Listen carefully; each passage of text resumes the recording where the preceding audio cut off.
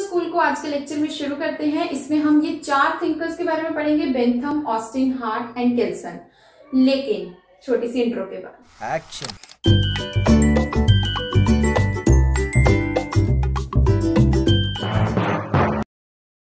तो अब तक हमने देखा कि नेचुरल स्कूल के जो थिंकर्स थे ना, वो अपने अपने ही व्यूज दे रहे थे ज्यूरिस्प्रूडेंस को लेकर और लॉ को लेकर। वो इसमें मॉरल्स, एथिक्स, रिलीजन और पता नहीं क्या क्या चीजों को ऐड ऑन कर रहे थे। मतलब जो मेन उनका मुद्दा था ना लॉ, उससे भटककर रिलीजन की तरफ, मॉरल्स की तरफ, एथिक्स की तरफ, इस तरफ जा रहे थे।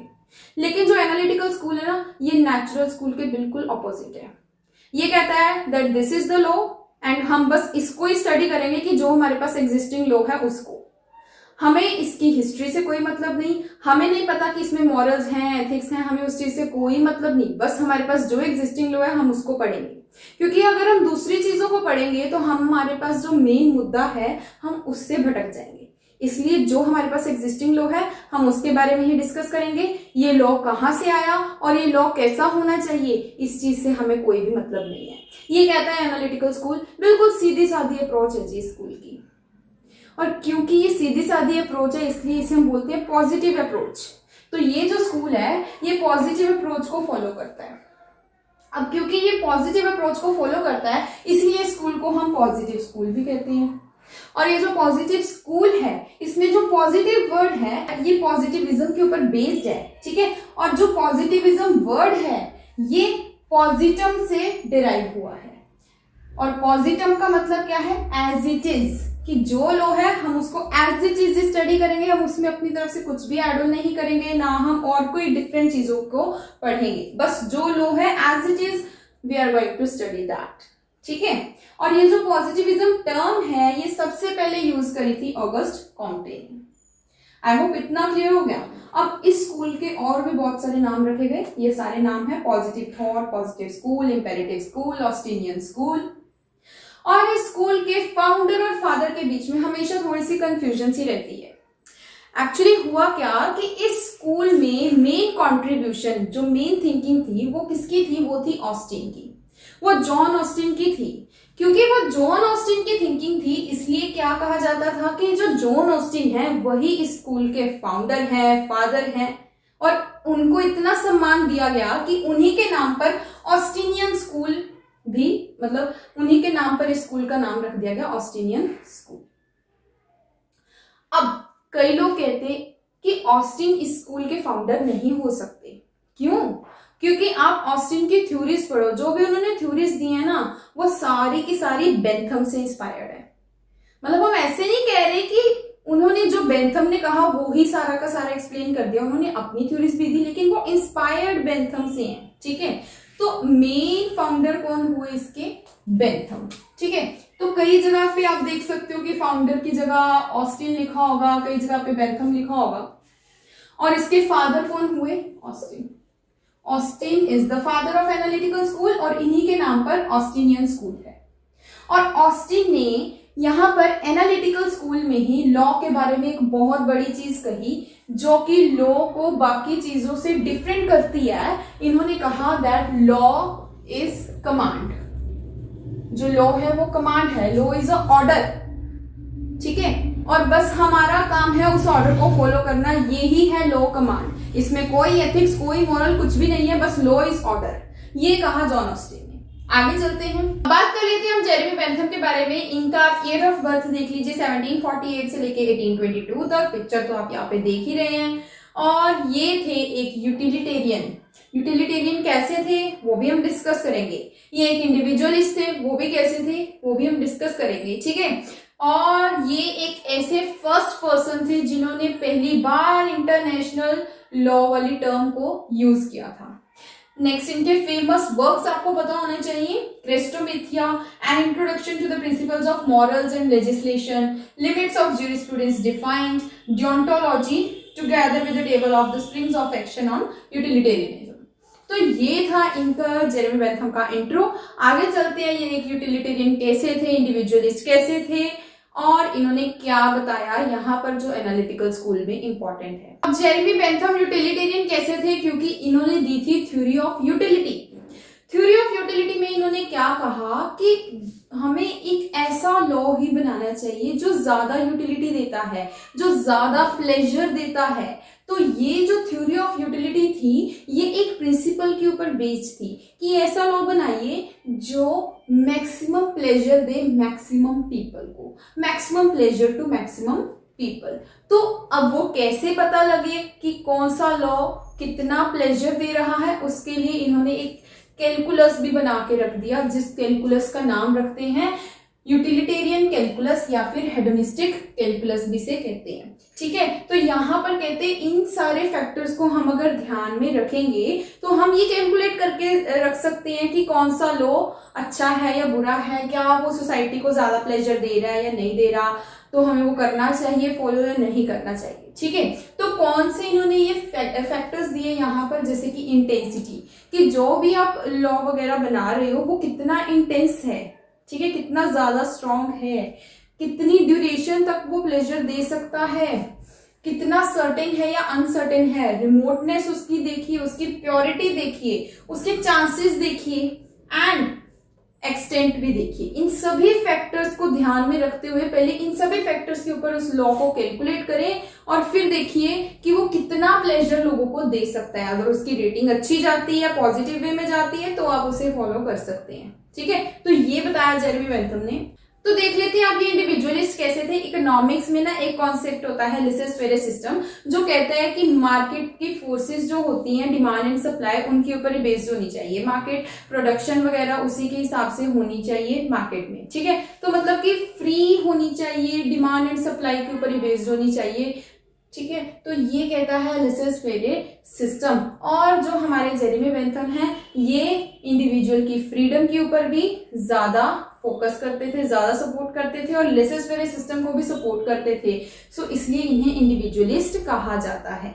अब आगे जो ज्यूरिस्प्रूडेंस में इंपॉर्टेंट है, जो इन्होंने कहा कि ज्यूरिस्प्रूडेंस जो है वो दो तरह की होती है, एक होती है एक्सपोजिटरी और एक होती है सेंसोरियल। अब जो एक्सपोजिटरी होती है वो हमें बताती है कि लॉ क्या है, what law is, and censorial हमें बताती है what law ought to be, जो लॉ है वो कैसा होना चाहिए। अब एक्सपोजिटरी को इन्होंने आगे फर्दर दो पार्ट्स में क्लासिफाइड किया, that is authoritative and unauthoritative. Authoritative में इन्होंने बताया वो लॉज जो कि लेजिस्लेटिव पार्ट से निकल कर आते हैं। ठीक है, कोई अथॉरिटी, कोई पॉलिटिकल अथॉरिटी वगैरह से निकल कर आते हैं, वो सारे हो गए अथॉरिटेटिव से।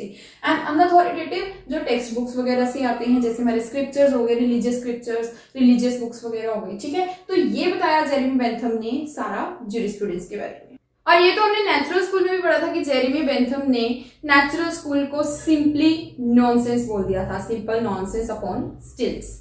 ठीक है, तो मतलब ये सपोर्टर थे एनालिटिकल स्कूल के ही, ये नेचुरल स्कूल के बिल्कुल अपोज थे। आगे देखिए जी, ऑस्टिन का आप चित्र अच्छे से देख लीजिए। इनका ईयर ऑफ बर्थ है 1790 एंड ईयर ऑफ डेथ है 1859 और इनके फेमस वर्क्स मैंने यहाँ पे नीचे लिखे हैं। फेमस वर्क्स को अच्छे से कर लीजिए क्योंकि फेमस वर्क से बहुत बार क्वेश्चन आ जाता है कि ये वाला वर्क बताइए किसने किया था, और या फिर इसने कौन सा वर्क किया था। मतलब पानी की तरह रट लीजिए आप फेमस वर्क्स को। ठीक है, आगे इन्होंने लॉ को बहुत ही इलेबोरेट करके बताया कि किस तरीके से लॉ को कैटेगराइज इन्होंने किया है। ठीक है, तो इन्होंने कहा जो लॉ है, एक होता है लॉ प्रॉपरली सो कॉल्ड और एक होता है लॉ इम्प्रॉपरली सो कॉल्ड। अब लॉ इम्प्रॉपरली सो कॉल्ड को इन्होंने आगे अगेन दो पार्ट्स में डिवाइड किया, that is analogous laws and law by metaphor. Analogous laws में इन्होंने कहा ये ऐसे के लॉज है जैसे कि लॉ ऑफ फैशन हो गया, ट्रेंड स्टाइल, ये सब सारी चीजें आ जाती हैं एनालोगस लॉज में। ठीक है, जो और दूसरे लॉज हैं लॉ बाय मेटाफर, इसमें जो मटेरियल साइंस के हमारे लॉज होते हैं जैसे कि लॉ ऑफ ग्रेविटी, और जैसे हमने 9th 10th तक तो साइंस पढ़ी हुई है, उसमें जितने भी लॉज वगैरह आपने देखे हैं, ठीक है, law of conservation of mass वगैरह, वो सारे के सारे जो लॉज होते हैं वो सारे मटेरियल साइंस के लॉज हैं। और क्योंकि वो मटेरियल साइंस के लॉज हैं इसीलिए उन्होंने ऐसे सारे लॉज को लॉ बाय मेटाफर की कैटेगरी में रख दिया।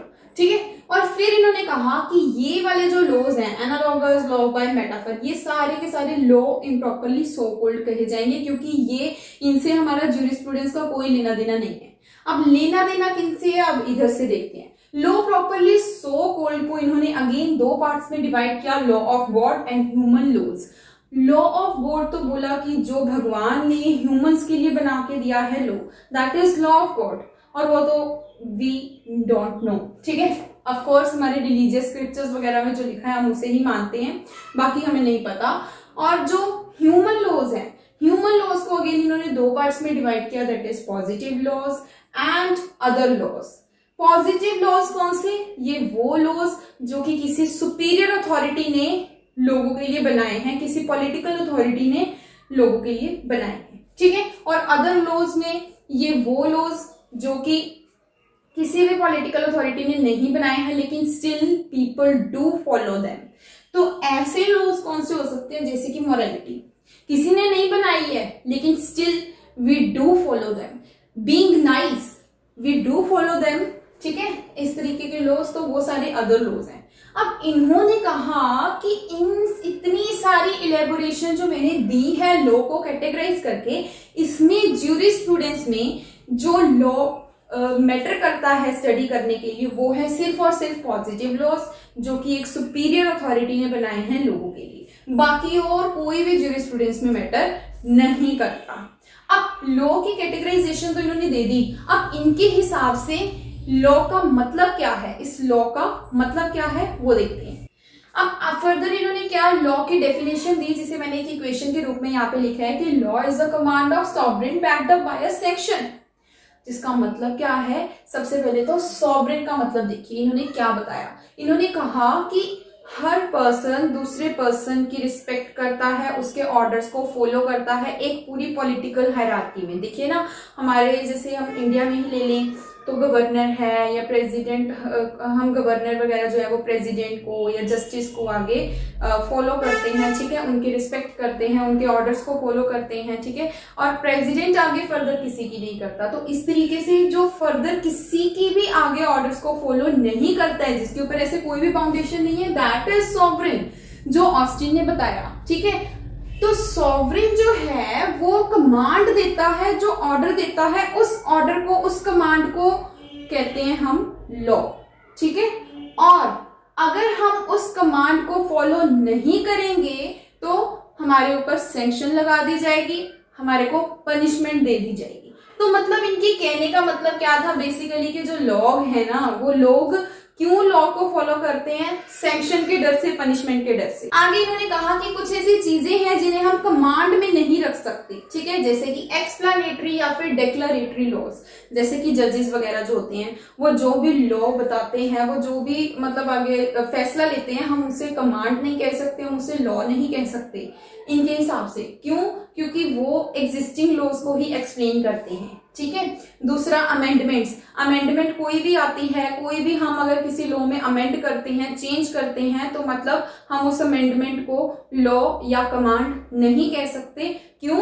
क्योंकि वो जो अमेंडमेंट है उसके कारण सिर्फ पहले वाला जो लॉ है वो रिवोक किया है, हमने वापस लिया है, ठीक है। तो इसको हम कोई भी नया लॉ या कमांड नहीं कह सकते। नेक्स्ट इन्होंने कहा कि जो लॉ ऑफ इम्परफेक्ट ऑब्लिगेशंस होते हैं, जैसे कि मोरालिटी, एथिक्स, ये सारी चीजों को भी हम कमांड नहीं कह सकते। फर्दर ऑस्टिन ने ज्यूरिस्प्रूडेंस को दो पार्ट्स में डिवाइड कर दिया, particular jurisprudence and general jurisprudence. Particular jurisprudence हो गए जैसे कि किसी पर्टिकुलर एरिया के लॉज वगैरह हो गए। जैसे हम इंडिया के बारे में बात कर रहे हैं तो इंडिया के पर्टिकुलरली इंडिया के जो लॉज हैं they are known as particular jurisprudence, ठीक है। और जो जनरल ज्यूरिस्प्रूडेंस है वो यूनिवर्सल लॉज हो गए, जो हमारे पूरे यूनिवर्स पे लगेंगे, एप्लीकेबल होंगे, वो सारे हो जाएंगे जनरल लॉज, जनरल ज्यूरिस्प्रूडेंस, ठीक है। तो ये हो गया ऑस्टिन के बारे में। अब ऑस्टिन ने जो कहा ना law is command of sovereign, इसके बहुत सारे क्रिटिसिज्म भी हुए और उनमें से सबसे ज्यादा क्रिटिसाइज किया था HLA हार्ट ने। उनको हम आगे के लेक्चर में पढ़ेंगे। आगे के लेक्चर को देखने के लिए please do subscribe to my channel and press the bell icon, okay.